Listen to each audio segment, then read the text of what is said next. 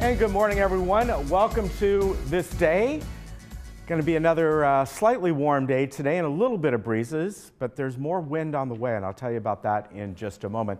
On our show today, we're getting a recreation update. We're going to talk about the hoedown that is coming up, and we are going to be having on Kristen Olson. She's the new equestrian supervisor. Also, we have Dennis Walsh here today. Dennis is a candidate for the Saddleback Valley Unified School District Board. So we'll be meeting him. Actually, he's an incumbent candidate. We have Scott Grubba on today, and Scott is part of the performing arts of Irvine Valley College. And we're going to be talking about a few different things. One of them is the Rocky Horror Show that they're doing. Very appropriate, right, for this time of the year. And we're also going to bring you a segment, Lion Air Museum. Now, as far as meetings go today, they're the village traffic hearings, and they take place at two different times, 9 o'clock in the boardroom and 1 o'clock in the pine room. And if you've gotten a notice for a traffic hearing, it'll say on there which one that you need to go to. The Thrive Task Force is happening today, and they're at 9:30. And if you'd like to attend that, they're in the Cypress Room. And the final one is the new resident orientation from 3rd. This is one you need to call, and they will let you know where it will be at. It takes place at 6 o'clock tonight. Please call 949-268-2337, and they'll give you all that information. Now the weather, well, the warm weather continues, and offshore breezes today, not much at all. You may not even feel too much of it. As you saw yesterday, we had far less wind than we did on Monday. However, high pressure system is going to expand a little bit as we get to Friday and Saturday. So we'll have, these are going to be more mild winds on Friday and maybe Saturday. Friday looks like for sure. And from what I hear, those winds will be similar to what we had yesterday.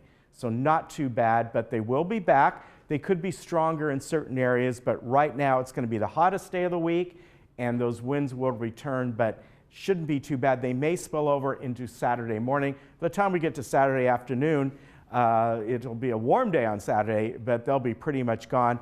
And then Sunday, 82 degrees. Interesting thing about Sunday and Monday, there's a low pressure system. That's the one that was with us. Remember, it brought us a little rain, went off to the east. It's now kind of returning, and it's going to bring some rain with it, but probably only up in the mountains. So we got the winds again, then a little bit of rain. I'm just telling you that if you're traveling up to maybe Big Bear or something like that on Sunday, Monday, you might get a little sprinkle up there. Shouldn't be much of anything, possible thunderstorm. Here we go. Oh, great, great video there. Doesn't that look nice? Wow, absolutely beautiful. Let's look around the county and beyond today. And a little bit warmer than what we had yesterday, and not too much, by a degree or two. And these warmer temperatures are going to continue. As I said, Friday will probably be the warmest day of the week, and we'll probably see about 87 here today.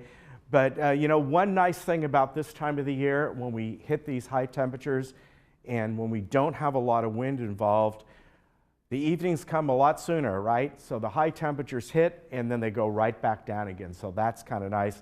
We have a nice cool night. So you don't really need your AC, you don't really need your heater. It's really kind of nice weather. All right, we'll be back in just a moment.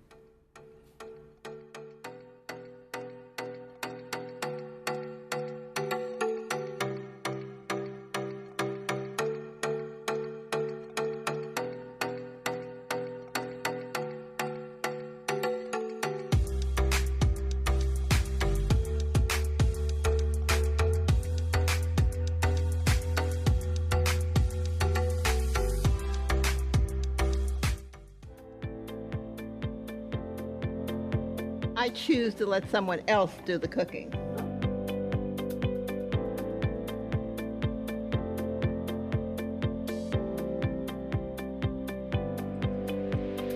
I choose to let someone else do the driving. Choose to experience the good life at Villa Valencia in Laguna Hills. Call or visit us today. Christine and Jack for the Jewelry Box. Hey, Christine, after 17 years, who's still the top buyer of jewelry in Orange County? We are, Jack. And who buys more sterling silver flatware and hollowware? We do. Who buys more diamonds? Why, we do. And who buys more fine watches? We do, Jack. And who buys more silver and gold coins? We do. Good job, Christine. I've had 17 years to practice. The Jewelry Box of Lake Forest since 2001, and it's still about trust. You had me dim the lights, you danced just like a child. The wine spilled on your dress, and all you did was smile. It was perfect, I know it in my mind. Yeah, we born the night. Come on, Big Joe, can you sing? It seems to me that it sounds familiar. I feel no shame, I'm proud of where I came from. I was born and raised in the boondocks. One thing I know, no matter where I go. Welcome back. I have Kristen Olson, who's here from the Equestrian Center, and she has some very exciting stuff to tell us about that's coming up, and she's brand new to the Equestrian Center. Well, welcome. Well, thank you very much. I'm very, very excited to be here. So tell me a little bit about your responsibilities and kind of where you've come from. Well, the Equestrian Center has several different components. One of them is we have 12 GRF horses that I take care of and make sure that they are healthy, happy, and ready to teach the residents and their guests how to ride and a little bit about how to take care of horses. Okay. And then another component is we have 27 boarders that are residents who own their own or lease their own horses. Okay. And then they have the ability to use the facilities and go out on the urban trails and things like that. Okay. So, and my big push is education. Okay. To teach the residents and their guests about horses, how to take care of them a little bit, how important they are to our emotional health and happiness, really. Right. You know, horses are used for therapy purposes, not just emotional, but also physical. You know, there are a lot of different therapy programs around the county for those who have physical limitations and things like that. Okay, okay, great. I was going to ask you about that because I would imagine, you know, horses are generally very gentle. And so what are some of the benefits that an older person might find by just maybe brushing them or being with them? Well, you know, horses mirror ourselves here so that they actually teach us how to be more emotionally intelligent. Okay. And there are horses that will challenge you, but there are also ones that will take care of you. Okay. And you know, horses have personalities just like people, right? Sometimes they get grumpy in the morning, right? Sometimes they've had a bad day. Sometimes they're in pain, you know, maybe a little stiffness of arthritis and things like that. You know, it really is very similar to us. Actually, horses are more emotionally intelligent because they're prey animals, and they have to be aware of their surroundings at all times. Right. So that's something that's very unique with this partnership with horses, is because with dogs and cats, they're predators just like we are. Right. But we have a relationship with the prey animal with horses, and that's extremely unique. They trust us. You know, they trust a predator, which is really an amazing thing. Right. When you have that connection, it's really an amazing thing. When I'm able to do dressage with a horse or jump and work as a partnership to get over those jumps, nothing better. Sounds great, and so I can see where that education comes in. Yes. Now, earlier before we came on, we saw a band called Pickleback Shine, Yes. and they're going to be performing at an event that you have coming up called the Harvest Hoedown. Yes. So let's talk about your last year's event when Pickleback Shine performed. Well, yes, I understand. I wasn't here because That's right. I'm new 3 months. Okay. So I wasn't here, but I heard that they were so great that they invited him back again. Yes. Yes. So they will be performing from 5 to 8 p.m. And before that, we have gone ahead and hired a line dancing instructor. Excellent. From 4:30 to 5 to get your your feet going and toes tapping and everything before the band gets going. Right. And then also, in addition to the band, we have the pony rides from 4:30 to 6:30. Okay. We'll have old-fashioned games, some tossing games, some contests, like we have a pie eating contest. Oh, fun. And then we also have the jelly bean jar guessing contest. We'll have 4 of these to give away. During each hour of our event. Okay. So that'll be fun. And we will also, another new component is we're going to have a photo opportunity area. Trader Joe's has been generous in donating pumpkins and different autumnal types of decorations. So families can come and take pictures with their family and have that little autumn memory. Oh, that's great. That's great. Now, so the event is this Saturday from 4 to 8, and it is free admission. There's no charge. Correct. Okay. Yes. And really important is that we want to encourage residents and their families to park up above at the off of Via Campo Verde, the lot up there, and then we'll have shuttles bringing them down. It's really important to keep that area clear for the shuttles to come down and load and unload the residents. So it's very important for them to park up there. Okay, and then the event, you said it starts at 4, and then what time was the line dancing instruction again? 4:30. 4:30 to 5. Okay. And then Pickleback Shine will be performing from 5 to 8. Okay. They will be taking a few breaks. During one of those breaks will be the pie eating contest. Okay. And then the other break will be the line dancing instruction. Okay. Additional line Yes. dancing instruction. Oh, good. Okay, that's great. Well, I Right. can contest that they're a really great band. A friend of mine is the guitarist. Oh, okay. And they're very fun, and they're very fun to dance to, I have to say. And so everybody come because it's super fun.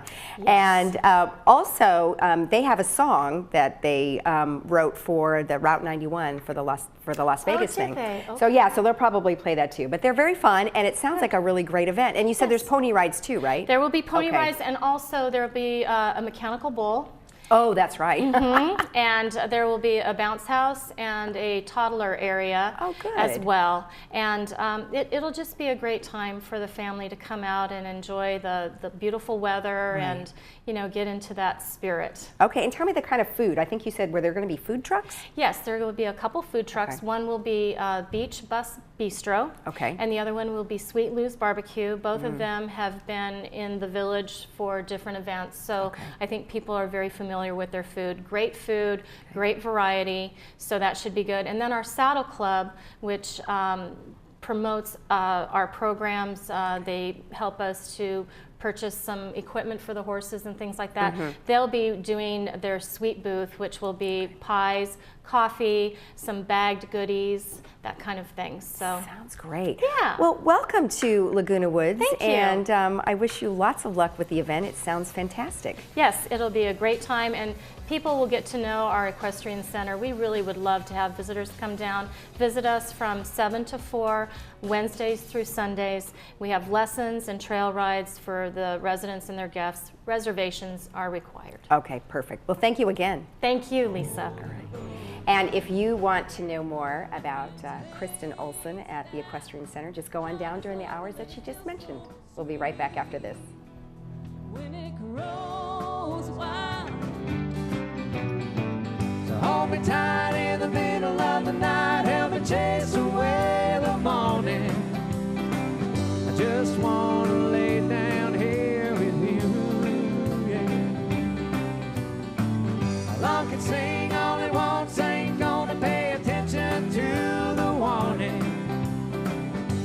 The sun ain't gonna take me away from you, no. Looking for a change of scenery? You don't have to play golf to enjoy all that 19 Restaurant and Lounge has to offer. From a delicious breakfast menu to our delectable lunch and dinner specials. At 19 Restaurant and Lounge, there is something for everyone. Relax with your friends and family and take in the beautiful view from our spacious patio. Or enjoy a cocktail and appetizer in our lounge. 19 Restaurant and Lounge is a great place to socialize, enjoy a meal, or simply take in the view. Join us 7 days a week and experience Laguna Woods' exclusive dining experience.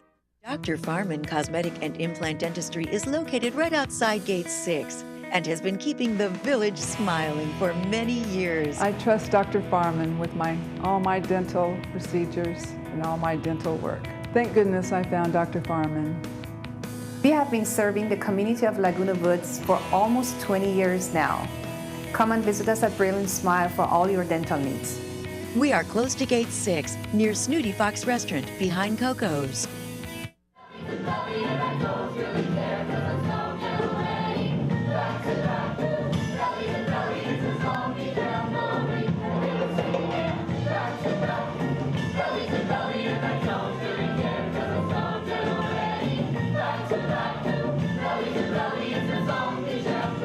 Well, you saw that footage there from Zombie Dearest. That was done by Irvine Valley College Theater Department. Today I'd like to welcome Scott Grauber. Did I pronounce that? Grabau.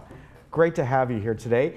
You oversee that Department of Theater Arts, and I'd like to welcome you. Thank you. It's always great to have you folks on from the Saddleback and IVC and the trustees and everybody involved with the South Orange County Community College District, because all of you do such great work. Thank you. And it really is impressive. So it's fun to have you here today.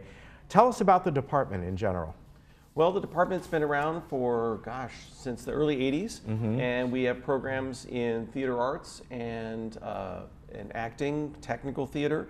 We also have certificate programs in stage management and nice. Live entertainment technician.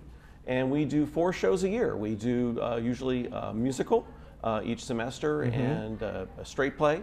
And sometimes we do shows outdoors in our amphitheater. Oh, very nice. We're going to show a couple of photos coming up in just a moment. How do you pick the shows? How do you, is it kind of a committee? Do you think of ones that you kind It's of actually like? quite informal. Ron Ellison, the other full-time professor, and I collaborate, and Mm-hmm. we put ideas together, usually in the spring for a season's worth of shows. Okay. We'll pick 4 shows, 2 for our main stage and 2 for our studio theater, and look to see for things that, one, are within our ability to audition and cast the shows that are Okay. going to be a good challenge for our actors. And then, of course, when we're working with published shows Mm-hmm. like Rocky Horror, we need to secure the rights to get them. Yeah, which is, we all know about that. Here are just some of the things that you folks have, now are these upcoming or ones you've done?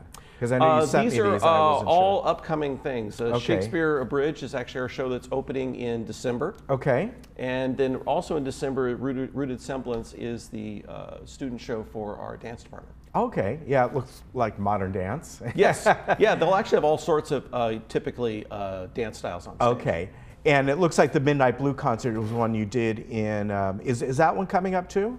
I'm not sure where that is. That's on the music department calendar. Oh, okay, all right. I think I probably just pulled it from your department. Yes, so. yeah. But we'll promote that as well. It's all, Absolutely. it's all They the do an same excellent family. Coming up in just a few days, next week, October 25th to 28th, and then November 1st to 4th is Rocky Horror. Rocky Horror. Yeah.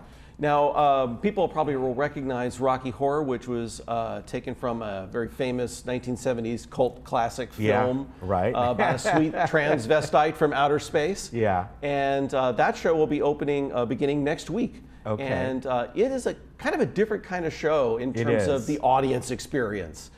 People love to go see film presentations of Rocky Horror because you can be very involved in the production. Well, that's what I was going to ask you about. Now, by the way, the one we're showing on the air here is It's called Zombie Dearest that you're looking at right now. And this is Irvine Valley College's first musical that we've written and produced ourselves. Really? Yes. Wow, and zombies are huge. And zombies are huge, but these are a different kind of zombies. This is the basic premise of this story is that zombies are people too.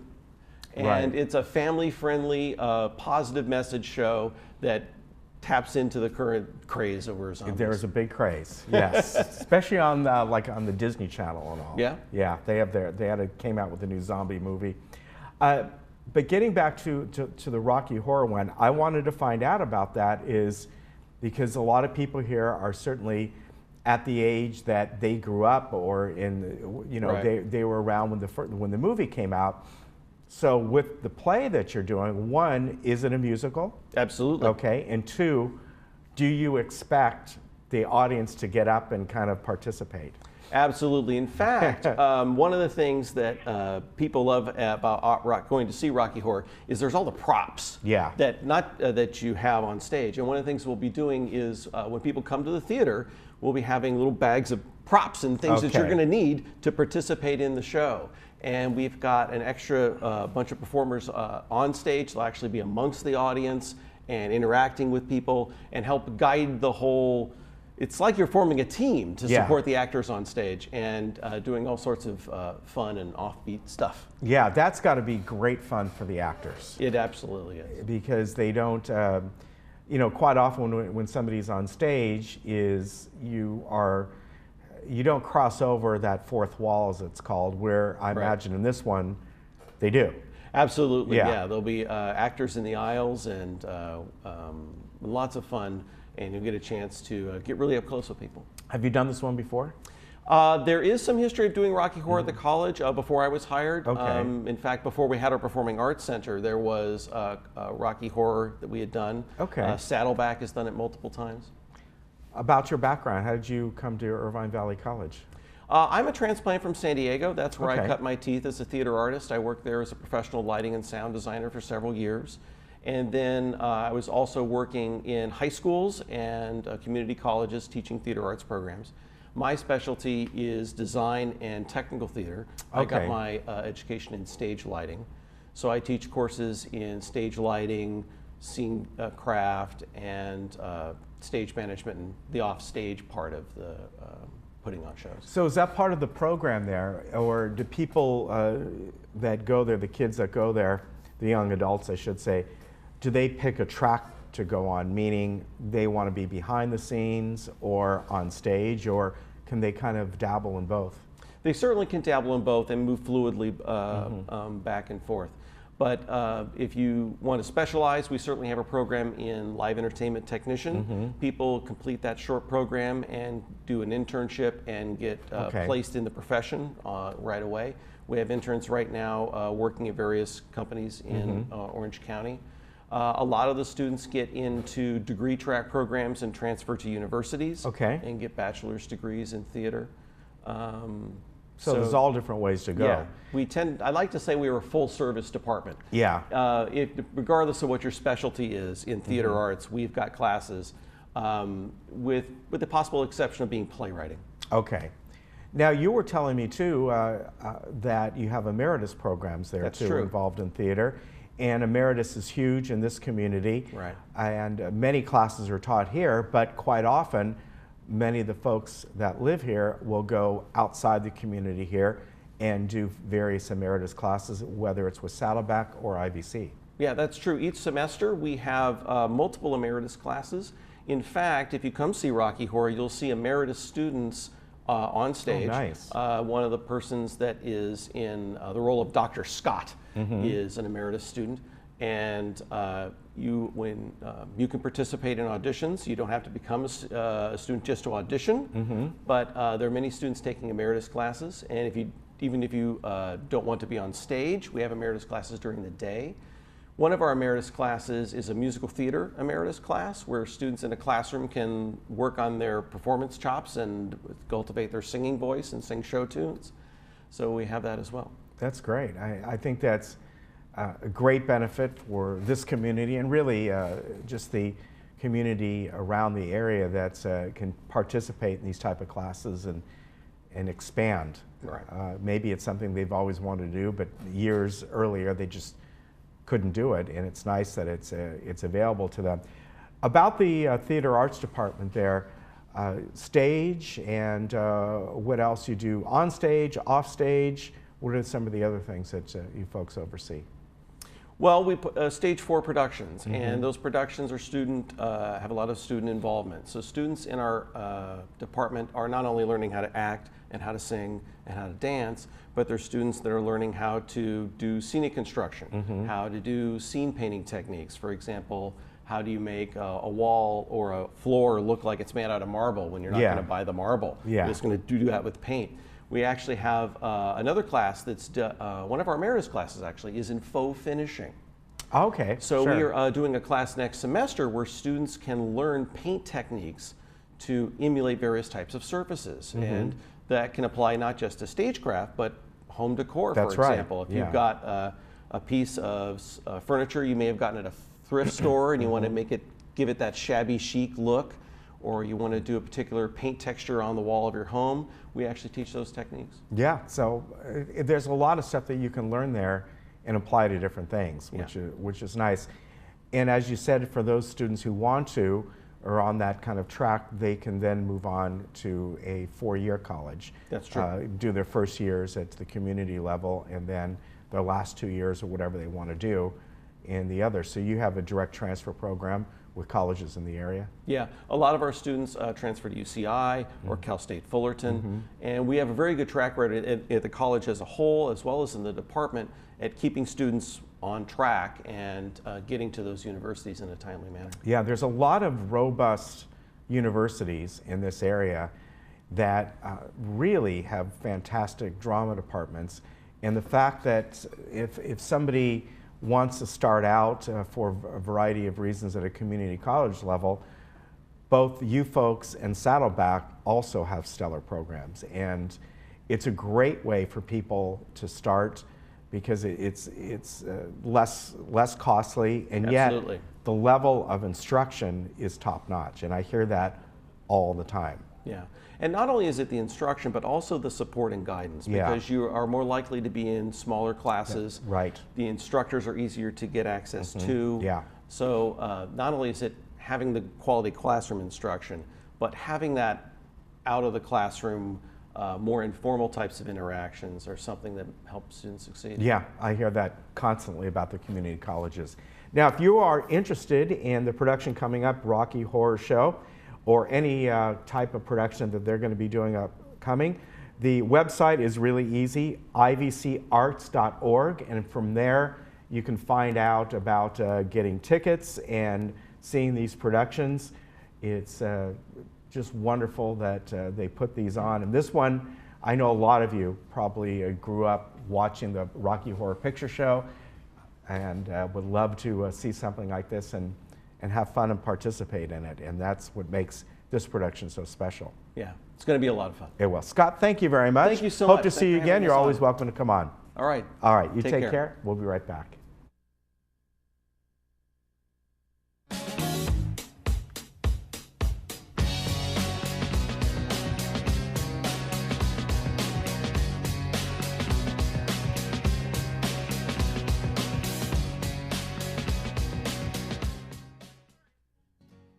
The all-new 3-row Subaru Ascent. Room for up to 8 passengers. Choice of second-row captain's chairs or bench seating. Standard eyesight driver assist technology. Coming from Kelley Blue Book's most trusted brand for 4 years running, the Subaru Ascent. Love is now bigger than ever. Irvine Subaru. Get your new Subaru here with 2 years complimentary maintenance included. Hiring a realtor you trust is the first step in selling your home. Selecting an escrow company that can safeguard your money and personal information throughout the transaction is the next step. Escrow Options will guarantee the safety of your personal information and funds from the risks of wire fraud and cyber theft. Choose the escrow company that works for you. Escrow Options Group, protecting consumer assets in escrow since 2005. Maxi Comfort from Golden is the most comfortable lift recliner in the world. Its patented technology glides smoothly into a variety of positions not found on most recliners. Everyone loves the programmable auto drive control. You can lift and recline, watch TV or sleep, and enjoy the feeling of weightlessness in zero gravity. Made by American workers and backed by the industry's best warranties. Feel relaxed in a Maxi Comfort lift recliner. Contact your local Golden retailer today. Dental health is important, and it can be tough to find the best fit for your needs. Flora Stenger General and Specialty Dental Practice covers most of my dental needs in one location. Their on-staff specialists provide seamless services and communication between me, my doctors, and my insurance company. Located right down the road from Laguna Woods, our bus service stops right in front of their building. For the first time, I'm getting the dental care I need with the treatment I deserve. And my dental health has never been better. Call and book your first appointment today. I'm glad I did. Hi, I'm Wendy Miller, your Laguna Woods real estate professional. Have you been looking for a realtor? Wendy Miller helped me through the challenging process of real estate here in Laguna Woods. She was helpful, she was fun, she was professional. I really recommend her.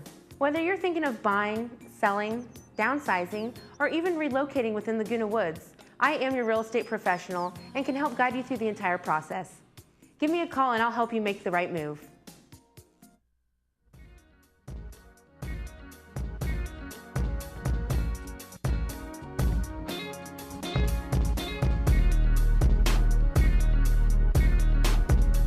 Well, I'd like to welcome today Dennis Walsh, and Dennis is currently on the Saddleback Valley Unified School District Board. So he is an incumbent candidate, and we'd like to welcome him. Thank you very much for coming on. Thank you for having me on. Great to have you here. First, let's talk about your background. This is your first time on our program, so Yes. tell the folks about yourself. How did you come by getting on the board in the first place? What made you want to do that, and why do you want to keep on the board? Well, I got on the board because I had been very involved with the schools and the school district. And I had gone to board meetings for 10 years or so. And I always felt that the school board members that we had did a very good job. But there was 2 people who were going to retire, so there were 2 open spots. And when that happens, all kinds of people will sign up. Right. And I wanted to make sure that qualified candidates applied. And so I thought about it, and I had some people ask me if it was something I wanted to do. So I felt that there was some support, and it was something I wanted to do. And so I signed up, and I got on the board. So. Now, do you have a background in education, or do you have a child that Well, goes I in the do have a district, or background did? in education in that I went to school for a very long time. We brought 3 kids into our home and ended up adopting them. And so they started at Santiago one Thursday morning, with 2 of the boys moving in Wednesday night. And it seemed like I immediately became a stay-at-home dad. Oh, okay. All right. And because of that, you know, stay-at-home dads, stay-at-home are never home. Right. But I volunteered in the classrooms, and I got very involved with good. the schools, and got involved with the PTA, and learned about why we're having the problems that we're having. And it wasn't so much the school or the local school board, it was the funding that we get. Right. Or the lack of funding that we get.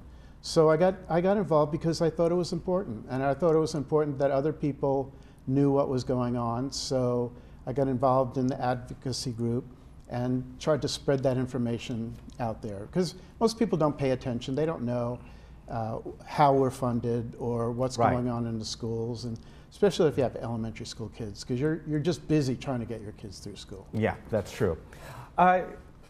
One of the things that has changed over the years is the inclusion of special needs kids in the classroom, which is on itself a good thing. However, a lot of times there's not a lot of support for them, and what I mean by that is there are certain kids who maybe act out, you know, through no real fault of their own. And sometimes a classroom has to be stopped or basically cleared. Sometimes I know firsthand that there are sometimes students that get injured, or the teacher get injured. And this has even happened up in the Bay Area where my niece goes to school. So how do you view that? And do you feel that there should be somebody with that special needs child throughout the day? Well, I'm sorry that has happened. We hope that never happens, but we put a lot of effort into the planning and placement of our special education students. And we have great teachers, we have administrators at those schools who understand the needs of those students. But really, the biggest problem is that is the funding. We were told by the federal government that they would reimburse us up to 40% of what our special education's costs were. And this was over 40 years ago. And over those 40 years, we've never averaged more than 15%. Okay. So that means tens of millions of dollars each year.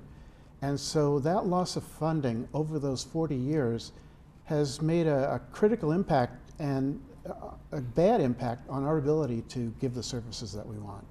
So, you know, we have Esperanza Special Education School, which is a separate, and then we have SDC classes, and we have classes within the schools. So we have both types of schools classes.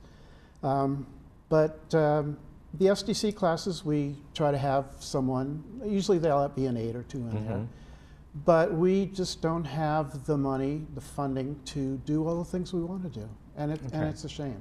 All right, and I don't want to imply that it's all special needs kids. That term really runs the gamut. I'm talking about every once in a while you have somebody who has a severe disability and becomes disruptive. For the majority, that's not the case at all. But you can't always plan for the worst. Right, you know, right. But we certainly don't want that to happen. This year in the district, they have implemented in elementary school standards-based grades.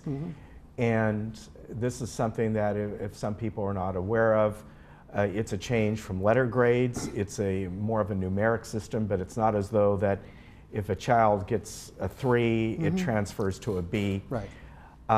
Why, on the onset, this may be a very good thing, and a lot of people are very positive about this. This was brought on very quickly, and as I've mentioned before, a lot of the teachers really found out about this or was implemented a week before, for some of them, back to school night. So they were kind of like, you know, where do we go from here? Right. It's not so much they were against it. Right. There wasn't much information or training involved. How do you see the standards-based grades, and was it implemented correctly? Should it then be brought in eventually to the intermediate and high school levels? Well, bringing it to the higher levels creates a problem in that the higher education institutes are looking at GPAs as one of their criteria. So we'd have to figure out how that would work with the colleges and universities and the community colleges. But as far as the rollout, we had teachers starting, we had a summer committee of teachers starting 5 years ago to work on this. And each summer they met and worked toward bringing a new piece into that. And this summer, they had the intention of adding another piece to it. But because of feedback from teachers and the principals, they decided that they were tired of these little implementations and it was time to just do the full rollout. So they spent a week planning the whole thing, what needed to be done and how to do it and how it was going to be rolled out. And so after that, we presented that at Staff Development Day in the summer. And then on August 31st, we provided them with a slide presentation and a rubrics describer that would help them to describe that during back to school night if they wanted to use that to describe for back to school night. And then on August 31st, we also sent emails out to all the parents in English and Spanish as to what was going on. So I think our teachers did a great deal, a great job to get it out to everybody. And I don't think we really put it out too fast. So I was very happy. I think our teachers and staff did a great job to get it rolled out there. And there's always going to be some people who would like more time. But overall, I think our staff and teachers did a great job, and so I'm satisfied with the job. All right, and overall, from what I hear, that in the long run, people are going to be very pleased with it. You know, people don't necessarily like change or feel comfortable with change, but sometimes you have to rip the Band-Aid off instead of just pulling it off slowly. So. Yeah, that's true. All right, within the district, over the last couple of years, they've implemented some of their magnet schools, and this involves dual immersion, like at Gates, and international baccalaureate at Linda Vista. And there's also the STEAM school up in, is that Santiago? Santiago, yes. And then also there's been a lot of talk about charter schools as well. So what's your take on both the magnet schools and the charter schools? Well, the magnet schools are great. They give parents another choice to have how they want their kids educated. We also have our online academy, which is great for people who can't necessarily go to school. Maybe they travel. They could be an athlete or an artist or something. So we're trying to provide opportunities for kids that work for them. Right. So right now, we're going to try to make sure that those things succeed. We have the International Baccalaureate program at the high schools, but we don't have it in the intermediate schools. We have to get that into the intermediate schools. But other than that, right now we don't have any specific plans for other magnets, but if things come up, we'll certainly keep that in our mind. As far as charter schools are concerned, I have a concern with those because charter schools were primarily set up, I think, because schools were failing in certain areas. Right. And parents didn't have a choice. They had to go to this school and that school district, and they didn't really have a choice. So charter schools came up, and they're public schools. They use public money. They may or may not be a nonprofit. Some of them are for-profit schools. So I don't feel that great that money is going, education money is going to somebody's profits. But in Orange County and our district, I don't know that we have failing schools. And so we've got to compete with the charter schools for students. If a class, if a school opens up and they take 60 of our students, that's 60 kids that we don't get funding for. That's correct, yes. And it's not 2 classes of 3rd graders. It is 60 kids throughout the school. Yeah. So we can't have less teachers. We can't reduce our expenses. And we're not going to get any, so we'll get less money. Yeah. So it hurts. Yeah, the money follows And again, the student. I don't think we have failing schools here. So, and they don't necessarily have to follow the same rules as we have. So it's a challenge. It's a challenge. And they're not my favorite thing. All right. And you know, one thing about the district that is very good, it does allow parents to transfer kids to different schools that they may feel are better for them. And for the most part, if there's space available, it's pretty easy, and that's a good thing. We've really expanded school choice. Yeah, school choice is It used to be we'd try to swap one for another, but now we try to give the parents the choice. Yeah. All right, Dennis, thank you very much. We're out of time.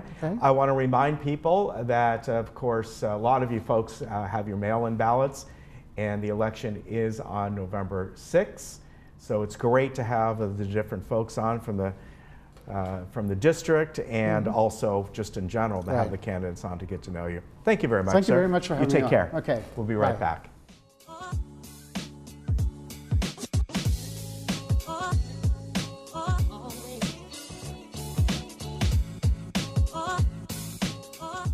Choice for wood flooring and more is LA Carpet. Now during their 2-day sale, visit their showroom now and get 65% off wood flooring, laminate, and waterproof flooring. Plus, get 5-year, 0% financing. LA Carpet, #1 for you.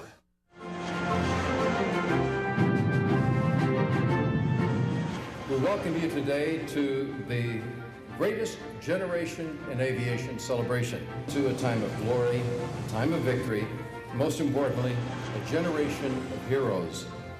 It is that era and those bigger-than-life heroes that we honor with this incredible facility. Thanks to a dream long held by General William Lyon, that proud generation of remarkable planes, pilots, and wartime victories has been captured in this magnificent museum. Welcome back. Well, another passion of mine is aviation, and as you just saw, that was the grand opening of the Lion Air Museum. I have Mark Foster, who's the president of the Lion Air Museum, with us today to tell us all about all the fun things there are to do there. Well, welcome. Well, thank you. Thanks for having us. Oh, you're welcome. I really like the Lion Air Museum. I've been there a couple of times, and as I mentioned, aviation is starting to be a big part in our family. So tell me a little bit about your history and how you got involved in aviation. Well, my personal history, I kind of started off like most kids do in junior high and high school, motorcycles and cars and all that neat stuff. And I had a friend who introduced me to airplanes, so I started hanging out at a place out in the Inland Empire, and it was vintage airplanes. And so I started learning more and more and seeing things like the Baa Baa Black Sheep TV series and the planes that actually were filmed for that show. We're out there in Chino. It got me pretty excited, and so I started volunteering at a museum, got into aircraft restoration, did a little bit of the college thing and kept doing more aircraft restoration, then got into management, and before I knew it, I was flying and working on airplanes and managing things and doing air shows and blah, blah, blah. And it was a lot of fun.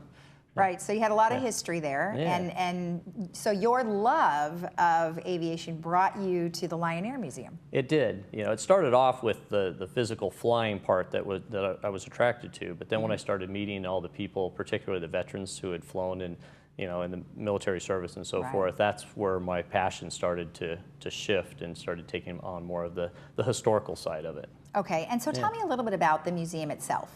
Well, the museum was founded by General William Lyon, and General Lyon was, he wanted to be it's kind of funny, he wanted to be a Navy pilot in World War II, and he didn't pass the physical for the naval, to be a naval aviator, which is kind of funny, deviated septum. Got it fixed, went on to be a civilian flight instructor training, get this, Navy pilots. Oh, funny. And so that was kind of funny. And then he was able to get picked up with the Air Force. And it turned out, you know, the physical thing was just, it was nothing. And so he ended up, you know, flying, at that time it was, you know, the Army. He got commissioned and he flew a lot of missions around all over, delivering airplanes all over the world basically, and then stayed on in the Air Force Reserve. So that led him up into becoming chief of the Air Force Reserve in the 70s. So, you know, so he's stationed at the Pentagon, and, you know, and he was the highest guy in the Air Force Reserve. Right. But his passion for aviation and also education throughout that whole journey was always there. And so as by then a home builder, you know, he had been a home builder. He started his home building business in the 50s while he was still a reservist. And you know, he started flying himself to different locations, and he started buying vintage airplanes. And when he got into the vintage airplanes, he thought, hey, we got to really share these with the school kids. And so that is what led to wanting to found Lion Air Museum. Now, when we were talking earlier, you talked a little bit about some of the aircraft that is at the museum, and you have a few planes in there? I have a personal one, the 01 Bird Dog, which is a forward air control type airplane, a little observation airplane. But currently there's 9 airplanes parked in the museum. 2 of them are guest airplanes, one of them is mine, and the other belong to Lion Air Museum. Now, we're showing a photo right now of kind of an overview. So tell me a little bit about what we're looking at. Nice photo there. A couple of our great docents right there. So the B-17 Flying Fortress in the corner, it's a 4-engine World War II bomber. It's probably the definitive bomber of World War II. That's what led the, you know, doing all the missions into Germany during that time. So it carried a lot of bombs and so forth. And then you see a couple of Duesenbergs in the foreground there, and that's part of our rotational car exhibit we can probably talk about in a bit. And then I'm not sure if the slide's going to change, but there's a wing of a B-25. So we're it was over there. we're sort of going fast. Yeah, well, that's okay. So this is a DC-3, American Airlines DC-3. Right. It's a late 30s design. This is a C-47, which is the same as a DC-3, but the cargo version. And so that's what you would have seen during D-Day in World War II. Okay. Black A-26 Invader, that type of airplane flew in World War II, Korea, and Vietnam. So through all 3 wars. And then you can probably see in the way background, there's a silver airplane there. That's an advanced trainer World War II called a T-6 Texan. And just about all the guys who flew any of these airplanes would have flown Probably started in that, right? Would have flown the the T-6. And you also have some other fun things. You got some military vehicles, motorcycles, some pretty historically significant vehicles in there as well, and that really helps tell the whole story. Okay.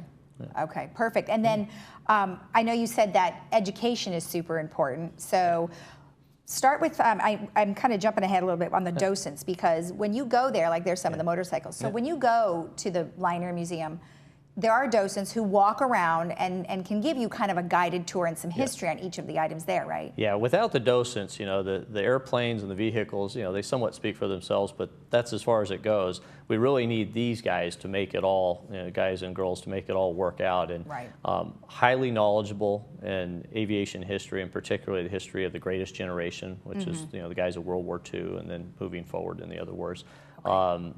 When you come in as a visitor to the museum, you have the option to walk around and on your own, but the docents are there. We have about, on our staff, about 80 volunteers, not at the same time, but they rotate. So, you know, we're open, you know, 10 to 4 daily, 7 days a week, and we have that coverage. So we'll have anywhere from, you know, 2 to 7 or 8 docents on site, you know, each day. And so people come in, they get to meet these guys, and that's really the experience you get when you get to hear the personal stories, you know, their personal stories. And I mean, they're unbelievable. And I like it when you show up at the museum, it's kind of like a chance encounter. You know, you ever go to a restaurant, you meet somebody and they're really interesting and wow, you have a lot in common, family ties or whatever. When you go to the museum, it kind of feels like that. You start talking to somebody and you get that real personalized experience, and they can speak to a lot of different facets of World War II. Yeah. Okay.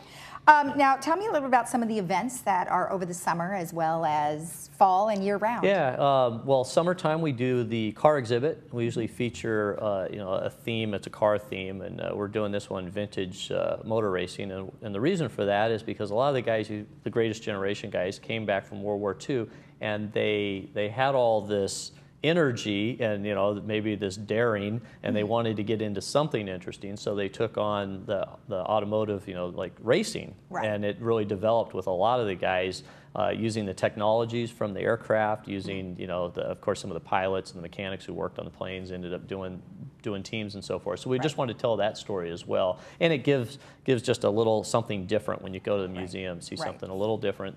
Brings everybody together. Right, and then you also, sometimes you bring the planes out on the line, right? Yeah, we do the history on the flight line days. We usually do about 4 a year of those, and we have visiting airplanes. They come in from all over Southern California. They're mostly our friends, and they usually have, you know, let's say a dozen or 2 dozen. It looks like there's some pictures there. Yeah. And the neat part about that is the pilots usually hang around on the flight lines. It's just for the middle of the day, and they hang around, and people can come up and talk to them about their airplanes, and the pilots are always really excited.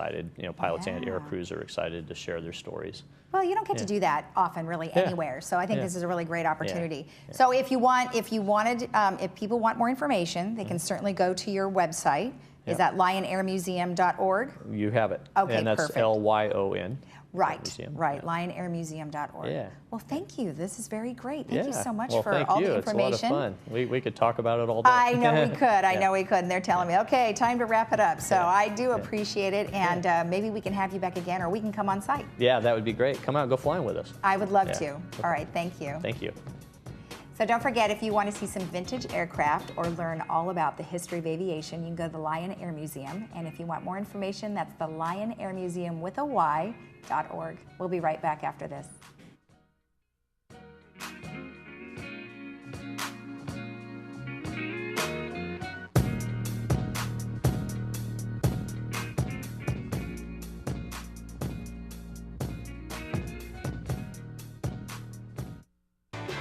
Hi, I'm John Bowser Bauman. You probably know me best as Bowser from Sha-Na-Na, but I'm also president of Social Security Works PAC. And you know, when I'm in Laguna Woods, I always watch Village Television. Grease for peace.